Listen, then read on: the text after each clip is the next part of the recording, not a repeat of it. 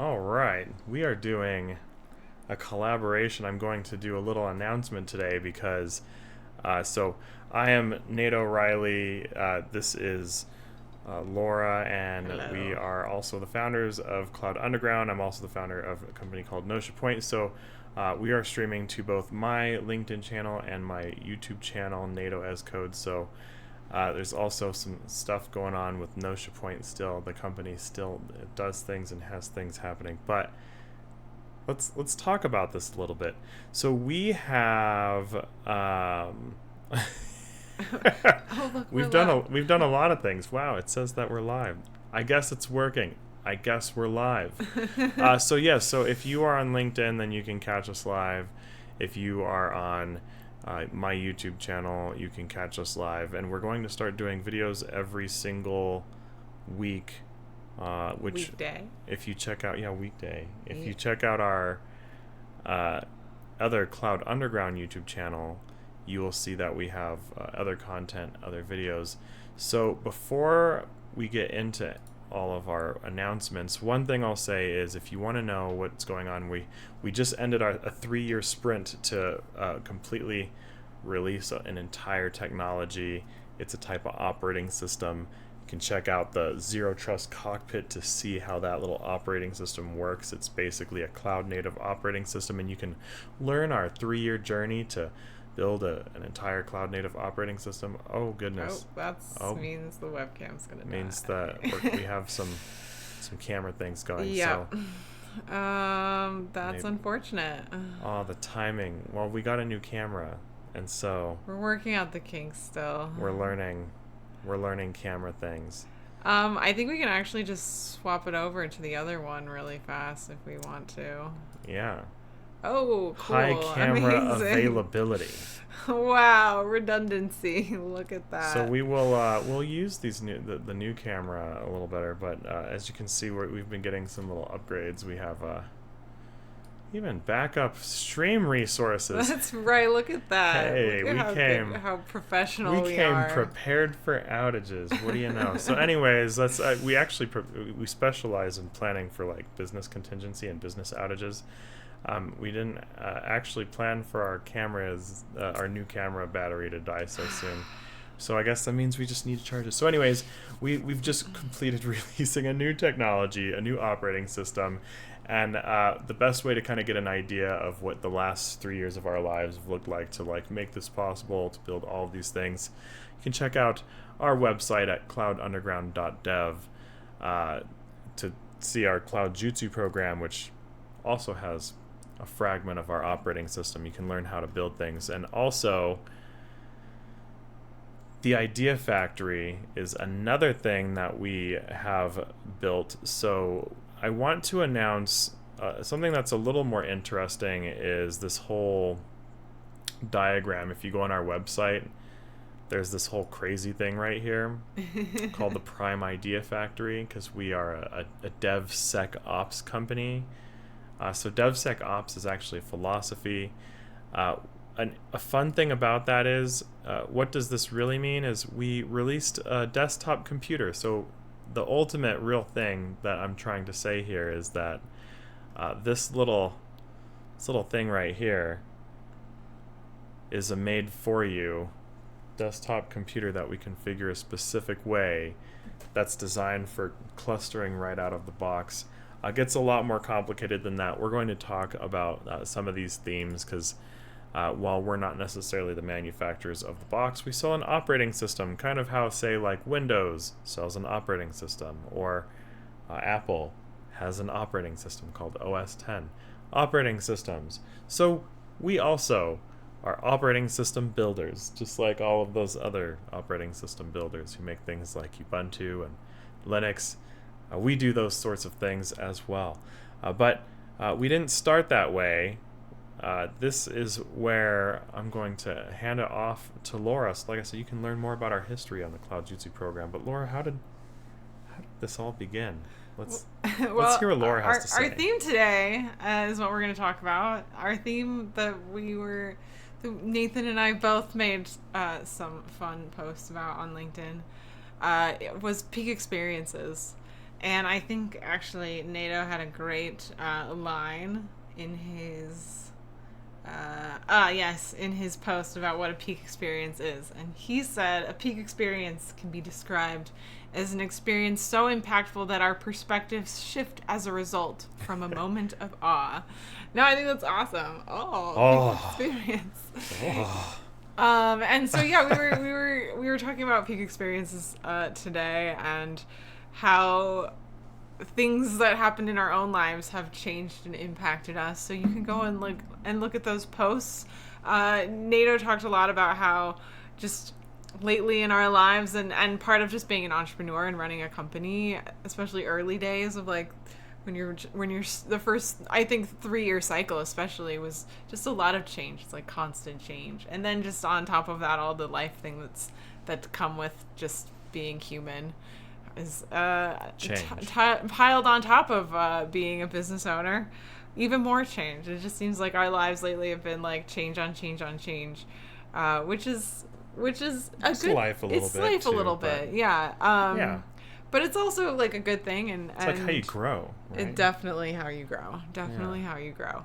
And a lot of times those like hugely like transformative experiences again are like a peak experience.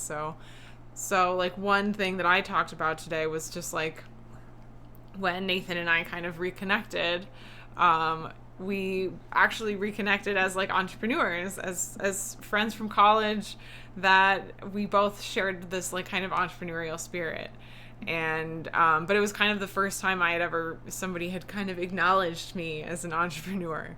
No one had ever told me that I was an entrepreneur, even though I had, been supporting myself living abroad for a year and doing big things, including myself. That was the thing. I had never even acknowledged that I was an entrepreneur. I was like, oh, I'm a freelancer or whatever. But it never occurred to me that I was like running my own business and like succeeding at this thing called entrepreneurship, until somebody acknowledged it, and that somebody was Nathan. So anyway, here we are today. Peak experience. That was a big thing for me, because after that I was able to like kind of acknowledge it myself, and it kept me on this path of like, I'm an entrepreneur. So yeah, those sorts of things are can be super random, or something like we all universally kind of go through, like, maybe not universal, but things that a lot of people go through, like graduating from high school is like kind of a peak experience. Starting your first job can be a peak experience. Getting married can be a peak experience. So these events are kind of the focus of Nathan's post from today. So you can go on LinkedIn, find our profiles, and follow us, and check out these fun posts that we made today. Learn how to have a peak experience of your own. Peak experience, that's right. Yeah. So I guess that's the big thing is, think about a peak experience you've had for yourself sometime. Because, we have these experiences, like something happens in our lives, and really, there are events in our lives that transform us. It could be like, like, I don't know, playing a sport and you had like went to a championship or a job. But I'm going to do a little exercise here. Yeah. Because one of the things that we're doing in the spirit of all these things is ideation is something that we're going to be spending a lot more time talking about. A lot more than ideation too. So I'm going to say ideation, innovation, and transformation. So this is a topic that is something that we're just going to be leaning into, because anytime you're trying to do something special, or anytime you're trying to do something big, there are times that, like I said, something changes in our lives, something's a little different. And so like the idea of ideation, maybe we'll spend a little more time, and Laura's gonna like go over some terms with us over the next few weeks and months. We're gonna do some like deep dives. Stay tuned, because we'll be going into all of these concepts in more detail in future videos. I'm excited. Yes. We don't have products to develop anymore because we made them all. We made the products. I'm so used to like people are like, oh, you need funding and things like that, and so it's like you're like trying to do your stuff, but not anymore. We just our stuff is funded now. We just need customers because we made a thing, and it's like, hey, we have this cool thing. So, anyways, now the thing is ready.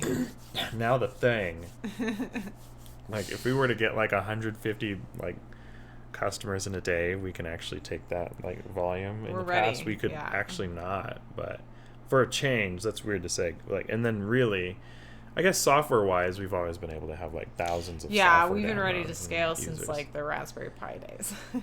Yeah, the software has been so on point. So ideation at a high level is like the practice of like coming up with ideas.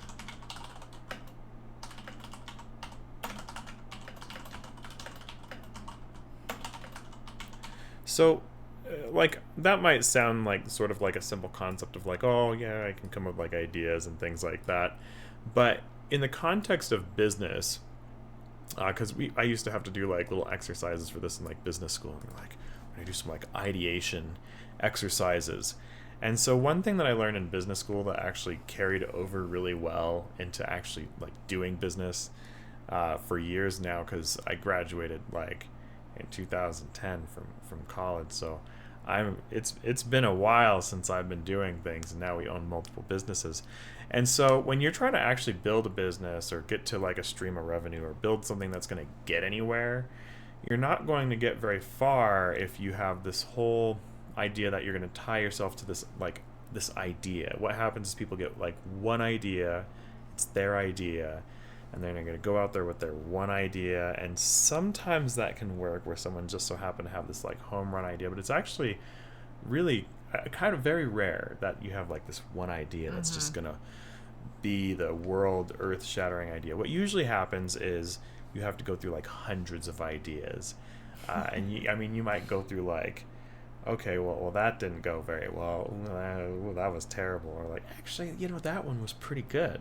And then you start seeing, okay, so those ones over here went pretty well. These ones over here didn't go very well. So ideation in business brings us into more of like the idea of like going through ideas faster. And one of the reasons why software engineering is popular in the context of like innovation in the software space is because you can innovate so fast with software. So it's like, unlike like we're just rolling out like a set of appliances and like desktop computers. We've been trying to develop a desktop computer for so long, but like software, it's like, oh, we can make a thing that does this. Now you can make a thing that does that. And so I think that's like why people like software, and why like Silicon Valley and all the like, I don't know, investor circles, everyone's like, yeah, software, data. You can, and like AI is so, people are freaking out over AI. That's right. And it's always. yeah, and it's a lot of like this ability to just go through hundreds and hundreds. Like, how many ideas can you go through to find like a diamond in the rough? And so it's, I guess that's why people set up like, if you're a person who's the kind of person who can come up with your own ideas, there's a wealth in that. And then if you know how to like start testing and vetting your ideas, and then know how to take an idea, so like I think there's a difference from going from like, okay, so now I've had this idea, to like, okay, well now we can take something, and if like,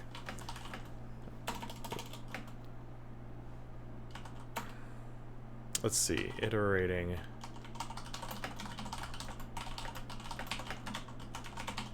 So I guess the idea of innovation isn't necessarily transformative yet, or it's not necessarily anything that might change the world, but like innovation is like, okay, so like how can we like iterate through things pretty quickly? So if you're trying to go from like idea to like something that's real and tangible, and you're trying to like code something, or you're trying to like build an appliance like what we just did, regardless of what you're trying to do, you have to have ways to sort of like, okay, how can we like test the next thing?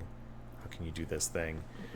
And then finally, like really, I think ultimately the goal is to get to something that is transformative.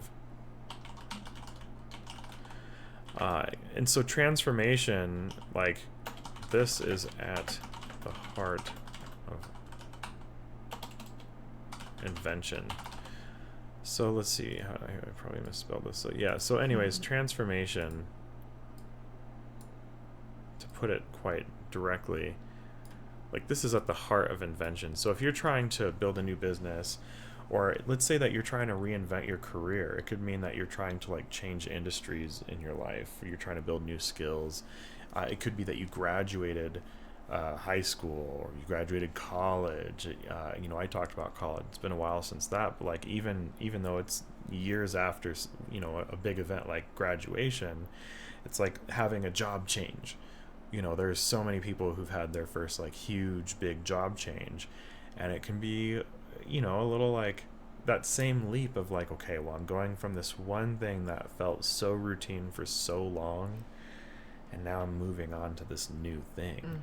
And so, I guess that brings us to like, what's our new thing? Because ultimately, like, we do what we do because, like, I don't know, we're always driven by like trying to make the world like a better place. And I know a lot of people say that sort of a thing, but we're like, okay, so let's see, how can we like create like better security resources, better hosting resources? Okay, so if we believe that security is a complicated thing, how can we just like put security like automatically like as a baked in thing with our software stuff? Mm-hmm.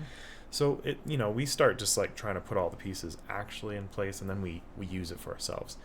And so like, so one of my interesting things is we want to make things like development resources, hosting resources, the ability to like build new businesses, new ideas and innovations like faster, easier, is we are building servers in space. So going to space. There's a lot more that goes into this, and I don't know. It's not a new thing to put compute in space, and we've been doing things. So for the most part, most of our experience with working with like space contracts, or at least space contract work, is through basically the defense industry, all that good stuff. And so satellites are currently a focus of ours. So we specialize in one of the things that we got involved in over the past like 3 years is low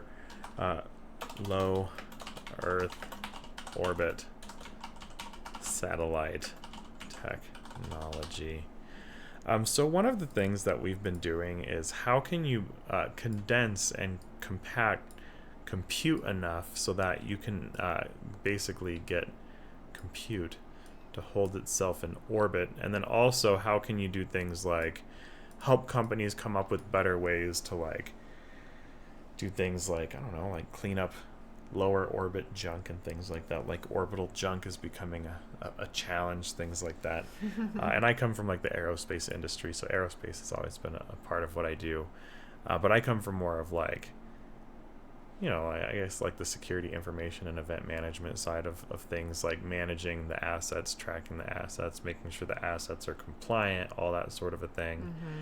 Mm-hmm. So anyways, we started building our own next journey. And so that goes back to, what are we even building our stuff with, goes back to this idea factory thing. And I kind of showed this at a high level, and we'll get more into like, what did we build here?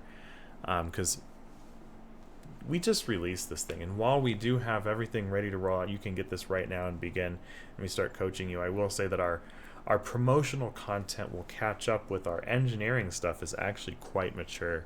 We completed a program for like how we do everything we do called Master of the Cloud earlier this year. And we built the beginning of our own operating system. It's the world's first cloud native operating system called Underground Nexus OS is what it's called. Right. And that's, a follow-up to what led to that, called the Underground Nexus. But what this is ultimately a DevSecOps mesh. It's a business. You order a business, it's there for you, it's ready to go. and you just have a business. You can just put it on your desk. I think a lot of what started some of those concepts is some of our old like development kits, and the difference is like these are like old hosting kits, and we actually still make these, and we're kind of ramping back up because for a while there is a chip shortage. Yeah, there's a Raspberry Pi inside of there if you weren't sure. Yeah, so we are going to be getting Two cases Raspberry Pis. back up and going soon too, because the Yeah, completion. possibly this week, so stay Yeah, tuned. maybe this week. Yeah, We'll find soon. soon. Either Yeah. way. So this stuff isn't going away. If anything, it's coming back because we're finally getting back into inventory, and we're also not building all kinds of software madness and building new appliances, because this was like the first of us of like, can we manufacture? And we're like, oh yeah, we can manufacture, so we can develop our own firmware. So one of the things about these was we needed to understand certain things, like can we build a fully production hosting system? These weren't necessarily designed as like desktop computers. Like our new systems are designed for like, hey, I want to get like the equivalent of like if you buy an Apple, you get that Apple, you put it on your desk, you plug in an HDMI and a keyboard, and you're using Ready it. to go. Boom.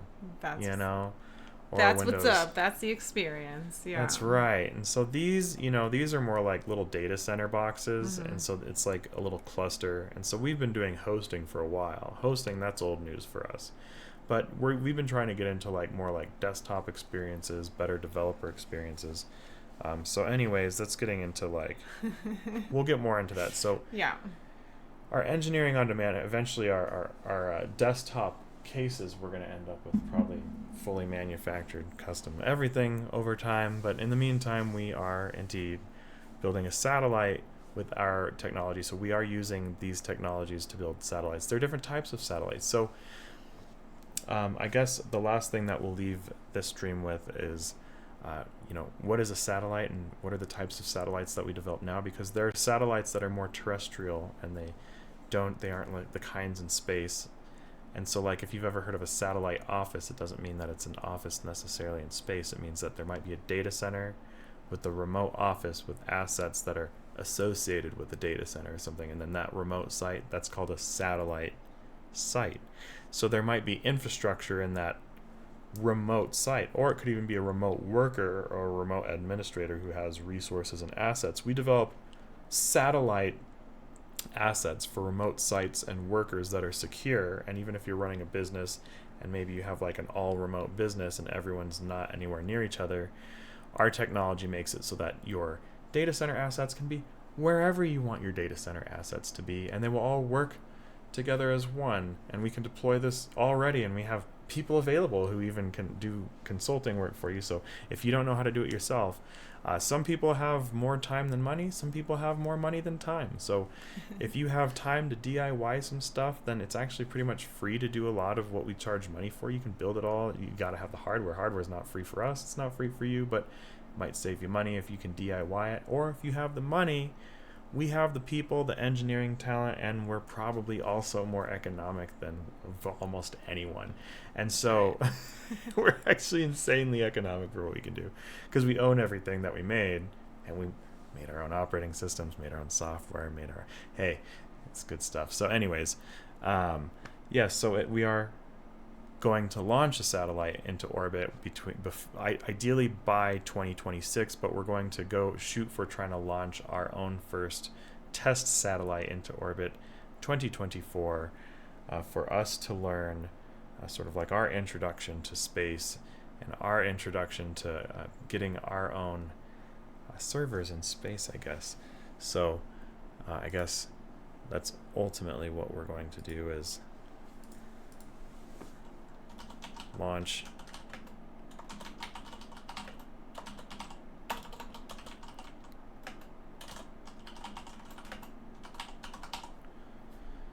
and of course it's complicated. Like I said, we come from the defense sector, so it's not just like something like, I'm just going to go launch a satellite. It's not that simple. But this is the sort of thing that we do. So if you then have your own ideas and you're trying to learn how you can then build your own businesses or build things, you don't have to be building satellites, you don't have to be building data centers. Maybe you just want to run a podcast or write some ebooks or some physical books. I don't know, who knows what you want to do.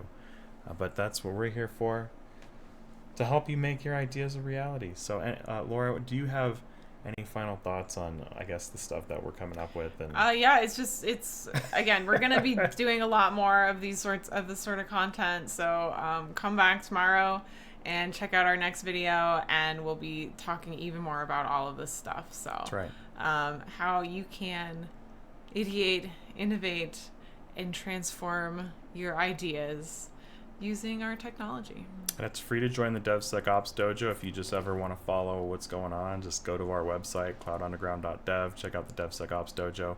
And then if you want to get involved and learn more about our history, do check out the Cloud Jutsu program. If you join the DevSecOps Dojo, it's our primary training program as well. So check us out. So thanks for learning with us. Thanks for stopping by.